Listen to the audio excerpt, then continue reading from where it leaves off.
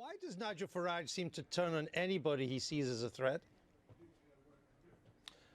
If you're referring to to Suzanne Evans and Neil Hamilton being removed as deputy chairman this week, it's been very clear. I mean, they're both standing in assembly elections. They will both have a huge role to play after May the 6th, hopefully from within those respective assemblies.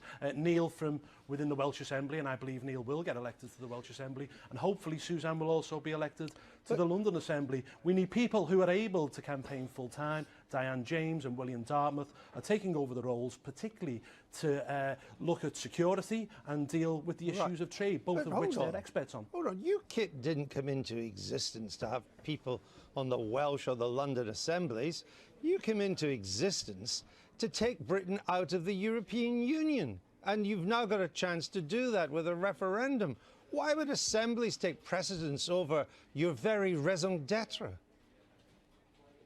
Well, UKIP was created to take Britain out of the European Union, but we're no longer a pressure group. We're no longer a pressure group that is simply there to push other political parties, and we're no longer a single issue. I want to see us get elected to the assemblies, because let's not forget, UKIP at the moment is the only political party that has people elected in all 4 quarters of the kingdom, and I believe after the assembly elections we will have maybe 9 members of the Welsh Assembly. So that matters more than whether you win or lose. That matters more whether you win or lose on the 23rd. Look. No, it doesn't, of course. The primary goal is to get us out of the European Union, but equally, as a fully fledged political party, we'll be concentrating on those elections as well. Well, you say that, but of course you seem to waste an awful lot of energy on personal score setting, internal feuds, moving people around, joining organisations now that are so complicated, even people like me who are paid to keep it across it can't even keep track of all your different names. And you've only got 17 weeks now. Which one are you in? What do you mean? Am I in Grassroots Out or am I in Vote Leave? Which one? Which one? And are you in the People's Republic of Judea or the Judean People's Front? Which one? No. Well, look. The UKIP MEPs made it clear that we're back in Grassroots Out, but equally at the same time, when the designation is given, then we must all support the same campaign. But what I want to appeal to Vote Leave is this. Look, let's put personalities aside, let's come together and let's have one unified Leave campaign. That would be sensible. So why is your leader sacking all the people on his side then? Why is he? He sacked Suzanne Evans because she joined Vote Leave, and he doesn't like Vote Leave. That's the truth, isn't it? No, the truth is that Suzanne is standing in the London Assembly election. She's writing the London Manifesto at the moment, and we need people who can work full-time to ensure that they can campaign on the referendum. What's the difference between Vote Leave and Leave? And look, Andrew, Andrew, Suzanne, hang on, let me finish with this. Suzanne and Neil hopefully will be able to campaign on the referendum issue after May the 5th, when they're both elected to their respective assemblies. These people will have huge parts to play in the future of UKIP beyond being elected to those assemblies. Is it true that there's also talk in your party of suspending Douglas Carswell, your only MP, over his support for Vote Leave? No, absolutely no. No, that won't happen? First I've heard of it, absolutely. Well, put it this way, it's something I will certainly be opposing, and as far as it's the first I've heard of it, this will not be happening, period.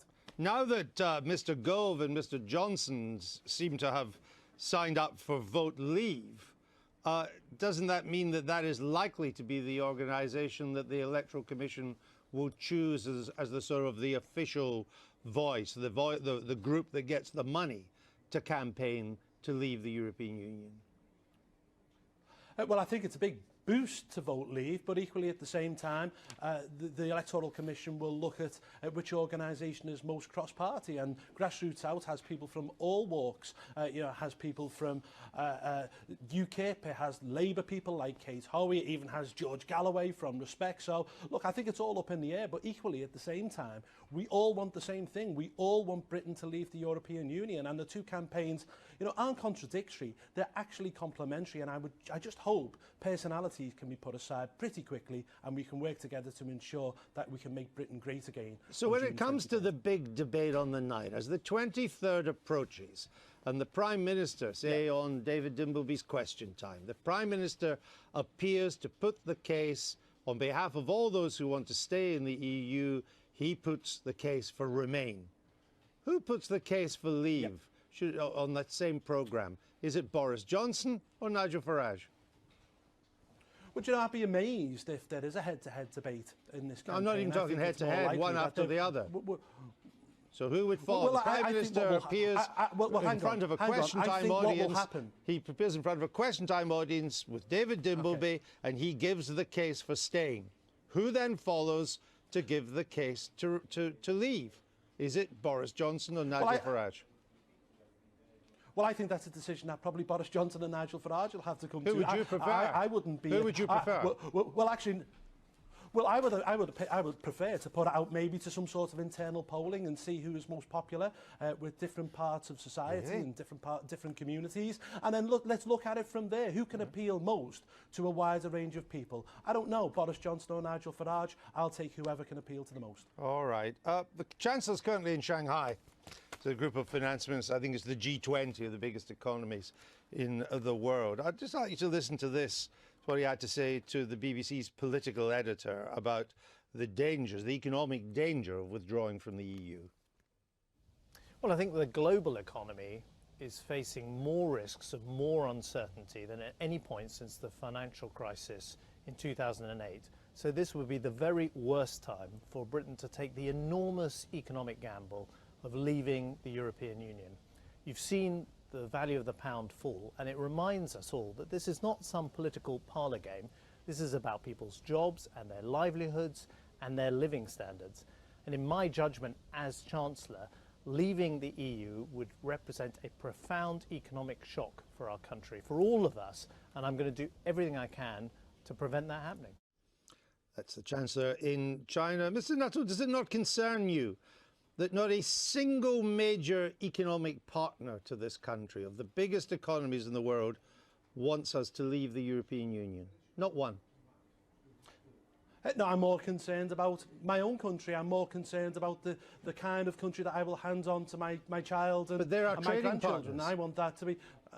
Yes, of course, and actually, and actually, if we left the European Union, we could sign free trade deals with these countries all over the world. I mean, for heaven's sake, we don't have a seat on the World Trade Organization at the moment. The EU signs trade deals on our behalf, and actually isn't proven very good. But why don't they want us to leave? They've been negotiating with India for the past 8 years. All the other 19 of the G20, every one of them, that we trade with, we export, we import. They are our economic partners. Not one of them wants us to leave the EU. Is that not significant?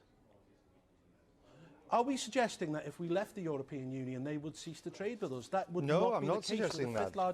We're the fifth largest economy on the world, and I'm more interested by what the British people will say on June the 23rd than what leaders of other countries say. Look, this is about Britain, this is about our future, and I believe we will be freer, more democratic, stronger and better outside the European Union. All right. Paul Nuttall, thanks for joining us this morning. No doubt we'll get a chance to... You didn't frankly have the balls to put country before party.